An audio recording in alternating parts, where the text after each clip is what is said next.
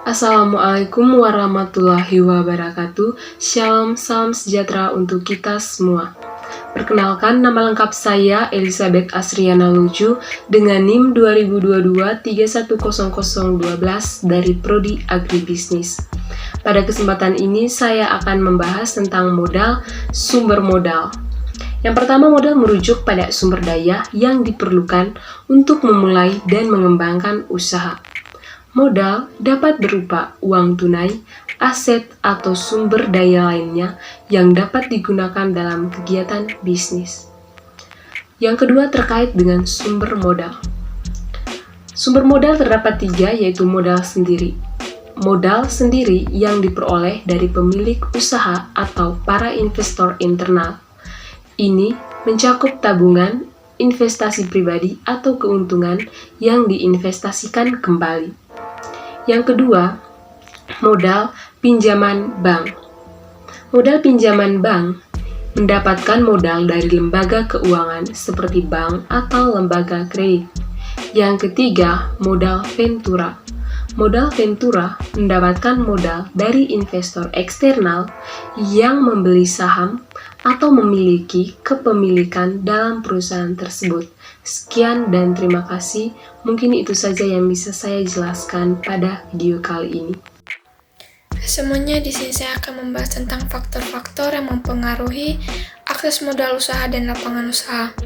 Faktor-faktor yang dapat mempengaruhi akses terhadap modal yaitu yang pertama, kebijakan pemerintah yang berperan untuk penanaman modal, kemudian lembaga keuangan berperan sebagai penyalur likuiditas, dan suku bunga yang artinya jika suku bunga naik, investasi cenderung akan menjadi lesu. Kemudian faktor-faktor terhadap lapangan usaha yang berupa industri manufaktur yaitu proses produksi yang tidak efisien, kurangnya tenaga kerja yang berkualitas, tidak adaptasi terhadap teknologi, dan lain sebagainya. Selanjutnya ada faktor jasa. Dalam hal ini termasuk dalam kualitas pelayanan, keuangan, kesehatan, dan lainnya. Kemudian faktor pariwisata yang berperan dalam menciptakan lapangan usaha, terutama dalam sektor perhotelan, restoran, dan jasa wisata. Sekian dan terima kasih. Baik, di sini saya akan membawakan materi tentang tantangan dan peluang dalam pengembangan modal dan lapangan usaha. Yang pertama itu ada tantangan. Contohnya itu satu, regulasi yang rumit. Beberapa regulasi yang kompleks dan birokrasi yang berlebihan tentunya dapat menghambat akses terhadap modal dan menyulitkan pembukaan lapangan usaha. Yang kedua ada infrastruktur yang terbatas. Tentu saja infrastruktur yang kurang berkembang atau terbatas dapat menjadi hambatan dalam mengembangkan usaha dan menciptakan lapangan usaha. Yang ketiga ada akses ke pasar.